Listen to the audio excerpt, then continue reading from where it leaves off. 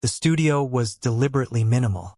2 chairs angled toward each other, professional lighting casting long shadows across a backdrop that suggested seriousness without distraction.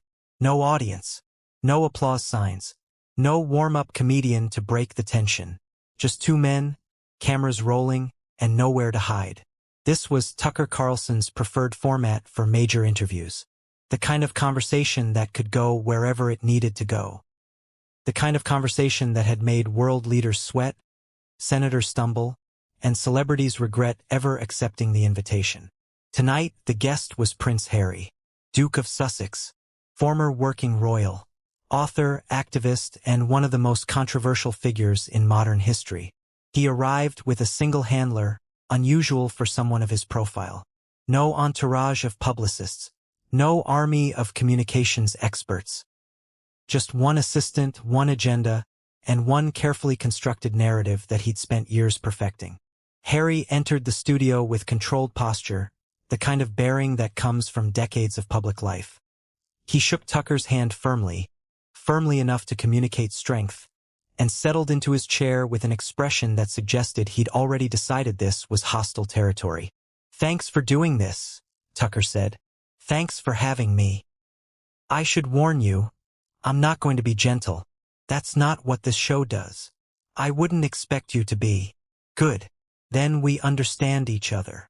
The cameras began rolling.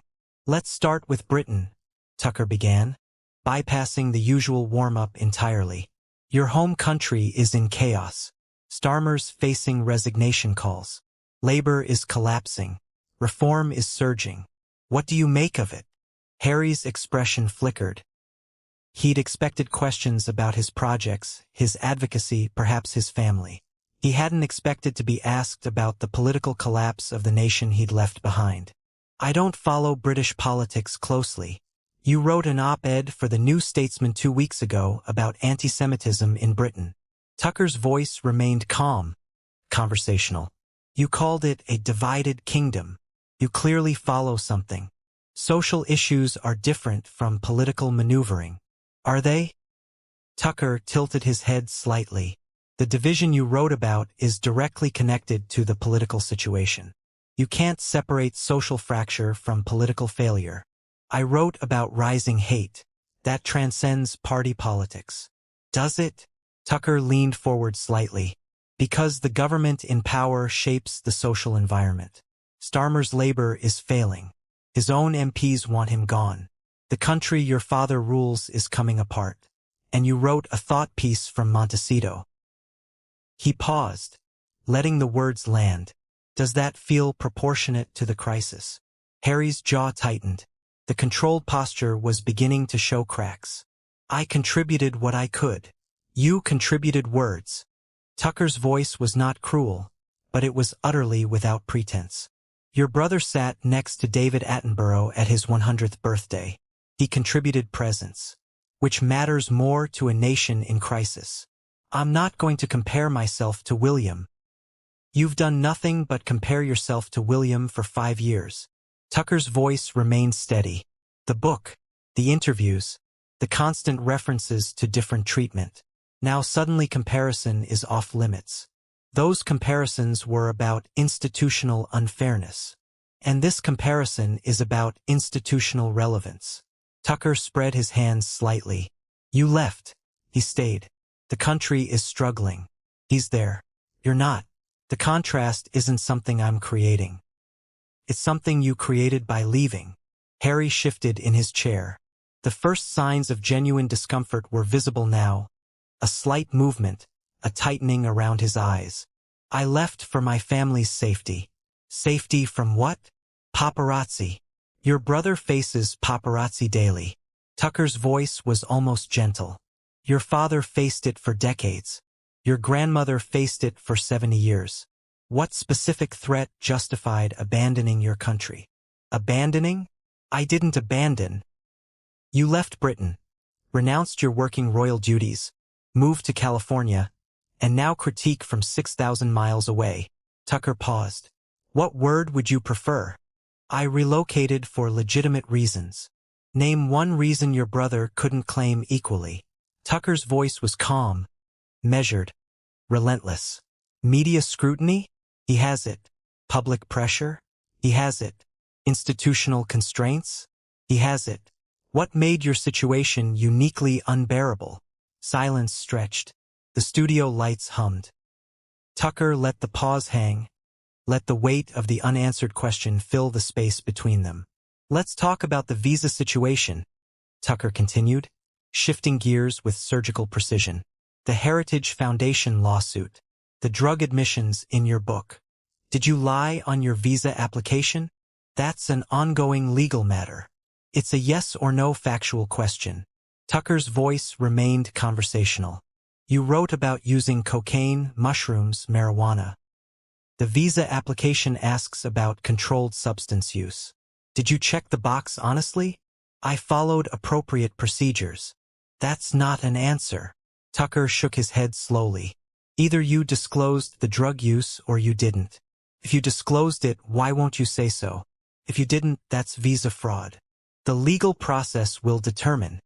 The legal process will determine whether you'll be prosecuted. Tucker leaned forward slightly.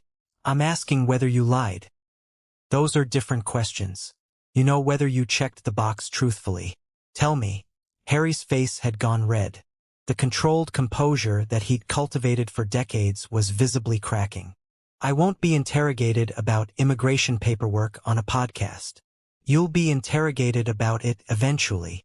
Tucker's voice remained calm. Either here where you can explain, or in court where you can't control the narrative. I'm offering you the friendlier venue. This doesn't feel friendly. It feels direct. Tucker paused. There's a difference. Friendly would be accepting non-answers. Direct means pressing until something substantive emerges.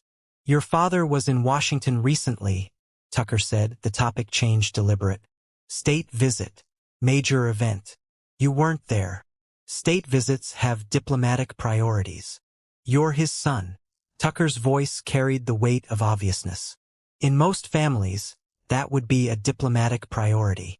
Royal protocol is different. Royal protocol that you've spent 5 years denouncing as outdated and cruel. Tucker's eyebrows rose slightly. Now suddenly protocol explains your exclusion. I'm describing the institution's position, not endorsing it.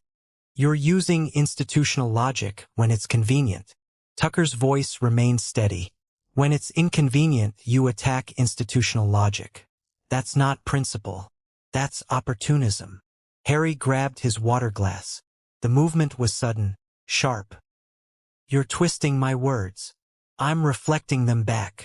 Tucker's voice was calm, almost gentle. You criticize royal protocol constantly. But when protocol explains something unfavorable, your exclusion from state events, suddenly protocol is just how things work. You can't have it both ways. I can observe that institutions are flawed while also recognizing they have processes. You can. Tucker nodded slowly. But it undermines every criticism you've ever made. Either protocol matters or it doesn't. Either tradition has value or it's oppressive.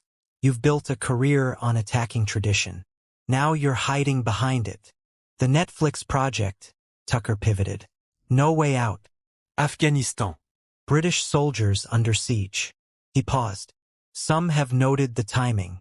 Announcing this months after Trump's NATO comments about allies staying back. The timing is coincidental. Is it? Tucker's voice remained conversational. Trump criticized NATO partners for insufficient commitment. You announce a project specifically highlighting British military valor. That's quite a coincidence. We've been developing this for years. Have you? Tucker tilted his head. Because the announcement came recently. The timing suggests a response rather than coincidence. I can't control how people interpret timing. You can control timing itself. Tucker's voice remained steady. If you've been developing this for years, why announce now? Why not last year? Why not next year? The proximity to Trump's comments is either strategic or remarkably convenient. Harry's expression hardened. The cracks were becoming chasms now. I served in Afghanistan. I have standing to tell these stories. You do. Tucker nodded slowly. But standing doesn't explain timing. The question isn't whether you can tell these stories. It's why you're telling them now. And the obvious answer is that you saw political opportunity. That's cynical. That's observational. Tucker's voice was calm. Cynicism would be assuming bad motives. I'm noting patterns. The pattern suggests opportunism. Let's talk about the country you left. Tucker's voice shifted, becoming almost reflective. Britain is facing genuine crisis. Economic stagnation, political chaos, rising social division. From California, you write op-eds about problems while your brother and father deal with them daily. Does that feel adequate? I contribute in my own way. Your way is commentary from a mansion. Tucker's voice remained calm. Their way is presence in a struggling nation. Which do you think matters more to someone in Manchester who can't pay their heating bill? That's a false comparison. Is it? Tucker leaned forward slightly. You've positioned yourself as a voice for the voiceless. But the voiceless you claim to represent are in Britain, facing problems you don't experience. Your advocacy comes from extraordinary privilege. Does that irony register? My platform amplifies issues. Your platform amplifies you. Tucker shook his head slowly. That's different. When you write about anti-Semitism, the story becomes about you writing about anti-Semitism. The issue gets filtered through your celebrity. Is that helpful? Or is it appropriation? Harry stood up slightly, then caught himself. The controlled posture was gone now, replaced by something closer to desperation. I won't apologize for using my voice. I'm not asking you to apologize. Tucker's voice remained calm. I'm asking you to recognize the gap between intention and impact. You intend to help. The impact is often that you become the story. Those aren't the same thing. How's Megan? The temperature in the studio plummeted. Harry's expression froze, a mask of barely contained fury. I won't discuss my wife with you. Why not? Tucker's voice remained conversational. Because you've spent years attacking her. I've spent years questioning her claims. Tucker spread his hands slightly. That's different. When someone makes public accusations, racism in the royal family, suicidal ideation, institutional cruelty, those claims invite examination. Examination isn't attack. Your examination has been hostile. My examination has been thorough. Tucker's voice remained steady. Hostility would be personal insults. I've asked about evidence, about consistency, about verification. Those are. You're not a journalist. I'm a commentator. Tucker shrugged slightly. The distinction doesn't matter. What matters is whether the questions are legitimate. They are. You've made claims. Claims deserve scrutiny. Harry's voice dropped dangerously. Some claims are personal. Personal claims made on global television to 50 million viewers. Tucker's voice was almost gentle. That's not private pain. That's public statement. Public statements get examined. You don't get to choose which parts of your public narrative face questions. The rumors about your marriage, Tucker pressed. Separate schedules. Different trajectories. Reports of distance. All lies. All lies. Tucker's eyebrows rose slightly. From multiple outlets with sources described as close to you? All lies. The media ecosystem profits from speculation. You've profited from that ecosystem extensively. Tucker's voice remained calm. Netflix, Oprah, book deals. You've used media when it serves you. Now you call it lies when it doesn't. There's a difference between controlled narrative and tabloid speculation. Controlled narrative is just propaganda you approve of. Tucker shook his head slowly. Speculation is journalism you don't. The mechanism is identical, information reaching the public. You want to filter what reaches them. I want accuracy. You want control. Tucker's voice was calm. Accuracy would mean addressing specific claims and correcting them. You don't do that. You dismiss everything as lies without engaging with any specific allegation. That's not defense. That's avoidance. Harry grabbed his jacket from the back of his chair. The movement was sudden, sharp, final. This isn't what I agreed to. What did you agree to? Tucker's voice remained calm. Softball questions? Promotional opportunities? That's not what this show does. That's not what any serious conversation does. This isn't serious. This is an ambush. An ambush would be hidden agendas. Tucker spread his hands slightly. I told you from the start I wouldn't be gentle. You agreed. Now you're experiencing not gentle and calling it ambush. Harry was standing now. His face was flushed. His hands trembled slightly. The composure he'd maintained for decades had finally shattered. I can't continue with this program. Tucker remained seated, completely calm. Because you can't answer questions. Not because I'm unfair. Because you have no answers. When I ask about the visa, you deflect. When I ask about Britain, you evade. When I ask about your marriage, you call it lies. Every substantive topic hits a wall. Your topics are designed to damage. My topics are designed to illuminate. Tucker's voice remained steady. Damage happens when illumination reveals things you prefer hidden. That's not my design. That's your exposure. Harry moved toward the door. His steps were quick, sharp, the movement of someone fleeing rather than departing. You're exactly what I expected. Tucker smiled slightly. And you're exactly what I suspected. Someone who wants the platform without the accountability. The microphone without the questions. The public life without the public examination. I came here to discuss my project. And I asked about it. Tucker's voice remained calm. The timing, the motivation, the context. You couldn't answer any of it without deflection. If your project can't survive basic questions, maybe the project isn't as noble as you're presenting. Harry paused at the door. His hand rested on the handle. His back was to the camera. History will show who was right. History judges on evidence. Tucker's voice was calm, almost reflective. Your evidence is a book with documented inaccuracies, a foundation with unclear accomplishments, a marriage that requires constant defense, and a position on two continents where neither fully claims you. He paused. That's not vindication material. Harry left. The studio door closed behind him with a finality that seemed to echo through the silent room. Tucker turned to face the camera. His expression was thoughtful rather than triumphant. The kind of expression that suggested genuine reflection rather than manufactured victory. That was Prince Harry, Duke of Sussex. He paused. He lasted 31 minutes before walking out. He leaned back slightly, his voice carrying the weight of experience. I want to be precise about what just happened. I asked about Britain, his home country, currently in crisis. He said he doesn't follow British politics. While having written op-eds about British social issues 2 weeks ago, he spread his hands slightly. I asked about the visa situation, a legal matter with clear, factual answers. He refused to say whether he lied on his application.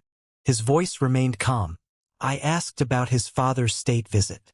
He blamed protocol while spending 5 years attacking protocol. He paused, letting the weight of the pattern settle. I asked about his marriage. He called everything lies. While addressing nothing specifically, Tucker shook his head slowly. The pattern is consistent. Every question that requires substantive engagement gets blocked. Every topic that might complicate his narrative gets refused. And when the refusals accumulate, he leaves. Here's what I've observed over the years, Tucker continued, his voice carrying the weight of someone who had interviewed world leaders, senators, and celebrities. Prince Harry has positioned himself as a truth-teller. Someone brave enough to challenge institutions. Someone willing to say uncomfortable things. He leaned forward slightly. But when faced with uncomfortable questions himself, he can't engage. He deflects. He evades. He walks out. He shook his head slowly. That's not courage. That's performance of courage. Real courage would be sitting through difficult questions and answering them honestly, even when the answers are complicated. Real courage would be admitting uncertainty, acknowledging mistakes, engaging with criticism rather than fleeing from it. His voice hardened slightly. What I saw today was someone who's built an entire public identity around victimhood, but can't tolerate being questioned about that victimhood. Someone who's accused institutions of persecution, but experiences basic journalism as persecution. Someone who's left his country, criticized his family, monetized his trauma, and still wants to be treated as a hero for doing so. He looked directly into the camera. Prince Harry, if you're watching, the questions I asked tonight will be asked again. By other interviewers, by courts, by history. You can walk out of my studio. You can't walk out of accountability forever. Eventually, someone gets answers. He paused, letting the weight of his words settle. I just tried to get them first. The footage went live that evening. The Tucker Carlson show made no edits. The raw, unvarnished truth of the encounter played out for millions of viewers, each moment more uncomfortable than the last. The clips that spread captured the collapse in devastating detail. I don't follow British politics closely. You wrote an op-ed about Britain 2 weeks ago. You left Britain, renounced your duties, moved to California, and now critique from 6,000 miles away. What word would you prefer? Either you disclosed the drug use or you didn't. If you didn't, that's visa fraud. Controlled narrative is just propaganda you approve of. I can't continue with this program. The response was immediate. Social media exploded. News outlets scrambled to cover the story. The phrase 31 minutes trended globally within hours. Harry's team released a statement calling the appearance a predetermined attack by a commentator with documented hostility toward the Duke and Duchess. Tucker addressed it on the following day's episode. Predetermined. He shook his head slowly. I asked about his op-ed, his visa, his father's visit, his marriage, topics he's discussed elsewhere, topics he's addressed or claimed to address in multiple forms. The hostility he detected was simply unwillingness to accept talking points as answers. He paused, letting the words land. If that's hostility, then journalism itself is hostility. He leaned forward slightly. I've interviewed world leaders who face harder questions and stay seated. Prince couldn't handle 31 minutes. That says everything about the gap between his self-image and his actual resilience. For Tucker Carlson, the interview became another demonstration of his signature approach. Questions that exposed the distance between public narrative and private reality. The willingness to press where others would back down. The refusal to accept deflection as answer. For Prince Harry, it was catastrophic. He'd entered hostile territory expecting to emerge victorious. He'd walked in with the confidence of someone who had survived Oprah, survived the British tabloids, survived the court of public opinion. He'd walked out with his carefully constructed narrative in ruins. Every criticism ever leveled against him had been confirmed in 31 minutes of footage. The inability to face scrutiny, the selective relationship with truth, the reflexive victimhood when challenged, the assumption that public platform meant public immunity, the belief that advocacy excused accountability. But for the millions who watched, something else emerged. Something far more revealing than any single answer could have provided. The contrast between what Harry claimed to be a brave truth-teller willing to challenge power, and what he demonstrated, someone who fled at the first sign of genuine questioning, was impossible to ignore. Tucker had asked about Britain. Harry couldn't answer. Tucker had asked about truth. Harry couldn't engage. Tucker had asked about accountability. Harry had walked away. And in that walking away, in that 31-minute collapse, everything anyone needed to know about the gap between Prince Harry's brand and Prince Harry's substance became visible. Some people can handle the arena. Others can only handle the arena when they control it. The moment control disappears, so do they. 31 minutes. That's all he lasted. What does that tell you about what happened in that studio? What does it tell you about the difference between someone who wants to change the world and someone who simply wants to be seen as someone who wants to change the world? The cameras captured everything. The questions, the deflections, the evasions, the exit. And in that exit, in that moment of fleeing rather than engaging, Prince Harry revealed more about himself than any interview ever could have. He revealed that the courage he claims isn't courage at all. It's performance. Carefully staged, meticulously curated, strategically deployed performance. And when the performance stopped working, when the questions became too real, when the scrutiny became too uncomfortable, he ran. 31 minutes. That's all it took for the world to see the truth. If you want more interviews that don't back down, subscribe. This is where the real conversations happen. Drop a like. Share this with someone who needs to see what really happened. More questions. More truth. More of what everyone else won't ask. Stay with us.